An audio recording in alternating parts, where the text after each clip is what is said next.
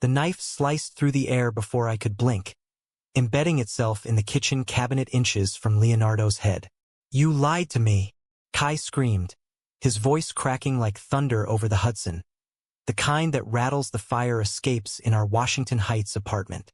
I froze, heart slamming against my ribs, as the boy we'd pulled from the streets 5 years ago, our kid, our miracle, barreled toward us with eyes I'd only seen in nightmares, wild and unforgiving. It was the night of his 18th birthday, the one we'd planned with balloons tied to the bodega railing outside and a cake from that hole-in-the-wall patisserie on Dickman Street, chocolate frosted and scrawled with "Welcome to Adulthood, Kai." We'd laughed over dinner, toasting with plastic cups of ginger ale because he still hated the burn of real champagne, reminiscing about the day we signed him into our mentorship program at the LGBTQ+ Youth Center in Harlem. Leonardo, with his easy grin and those calloused hands from years fixing bikes at the community shop, had clapped Kai on the back and said, "You're family now, Mijo.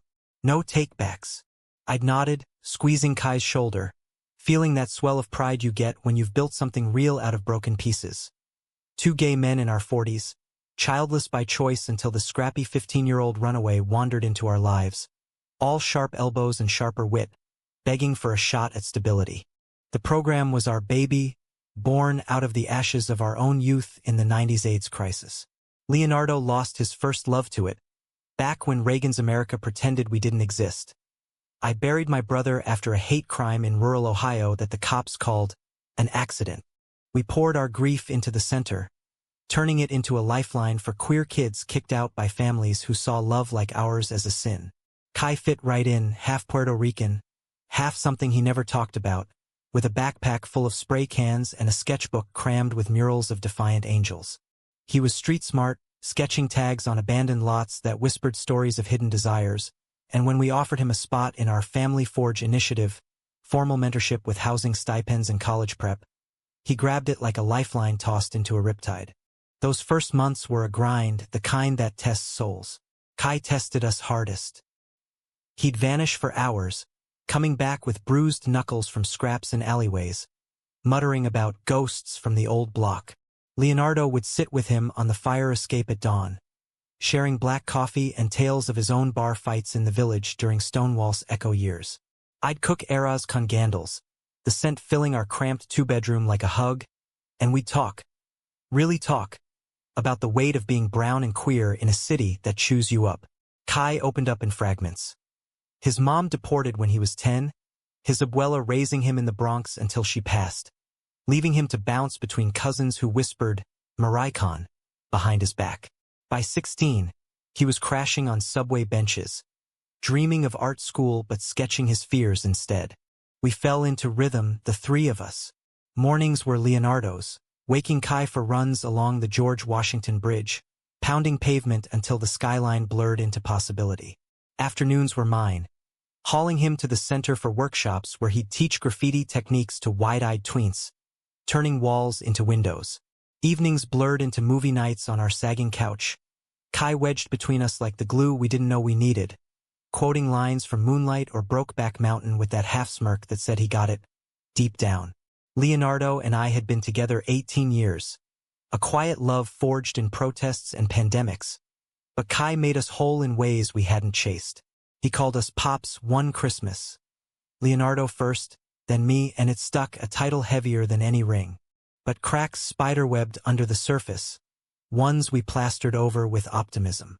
Kai's sketches grew darker that senior year, silhouettes of men embracing in shadows, fractured by jagged lines like lightning scars. He'd pull away during our check-ins, eyes darting to his phone like it held state secrets. "Just school stress," he'd say, forcing a grin that didn't reach his eyes.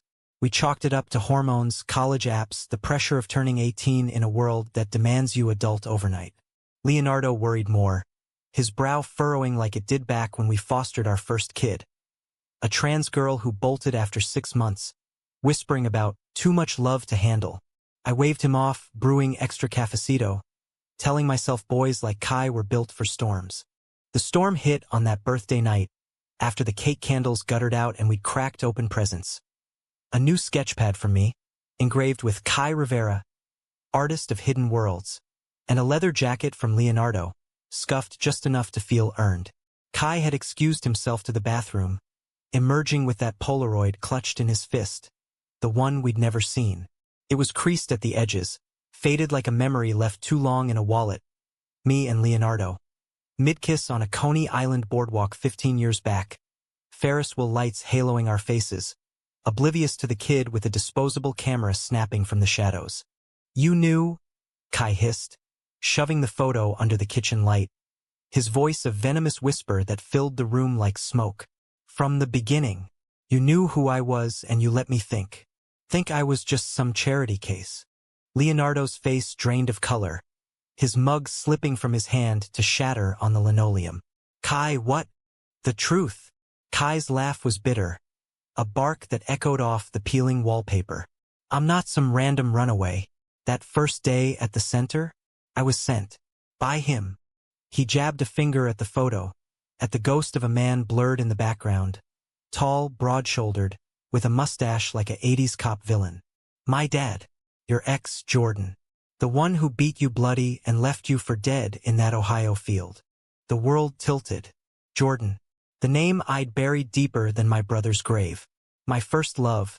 The golden boy from high school who promised forever until I came out, then shattered me with fists and slurs, fleeing to New York with tales of fixing himself. We'd crossed paths once, years later, at a pride march uptown.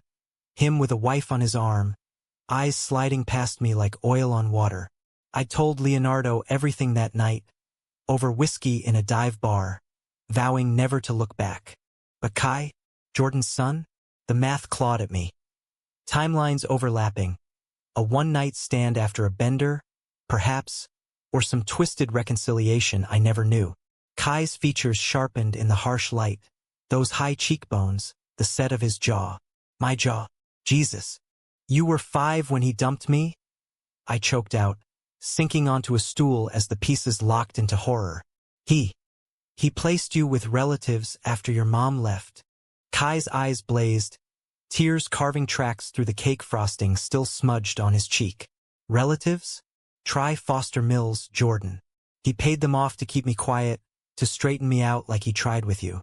But I remembered the stories, whispers about the boyfriend he almost killed. "When I hit the streets at 15, I tracked you down. Not for hugs and hot meals. For revenge." His voice cracked, the knife forgotten on the counter. "I wanted to destroy you, infiltrate your perfect little program, your perfect little life with Leo, and burn it all. Leak your secrets to the tabloids. Expose the center as a grooming front. Make you feel the abandonment he drilled into me." Leonardo stepped forward, hands raised like approaching a spooked horse. "Mijo, why? We loved you. No strings, no agenda." "Because it hurt," Kai roared, slamming the photo down, the table shuddering. "Every time you looked at me like I was yours, it twisted the knife. I was his blood, your blood, and he made me a weapon. I tagged your walls with hate symbols at night, anonymous tips to the cops about suspicious activity at the center. But then, God, then you made me draw again. You fought for me when the school suspended me for that mural, the one of 2 men holding hands under a rainbow cracked by lightning. You held me when Abuela's old rosary broke, whispering it was okay to pray to saints who loved like us. The room spun, rain lashing the window like accusations. Betrayal hung thick, a noose tightening around the family we'd forged. Leonardo's hand found mine under the table, steady as ever, but his eyes, those warm brown pools, held a grief I'd only seen at funerals. We'd built this on trust, on the fragile belief that love could rewrite bloodlines. And Kai, our Kai, had been a Trojan horse all along. His hidden truth a bomb ticking from the day he walked in. He collapsed then, knees buckling, sobs racking his frame like the thunder outside. I couldn't do it. By 17, I was deleting the emails, scrubbing the tags before dawn. But the photo kept it a reminder. Tonight, turning 18, it hit me. I'm not his anymore. Or yours if you hate me.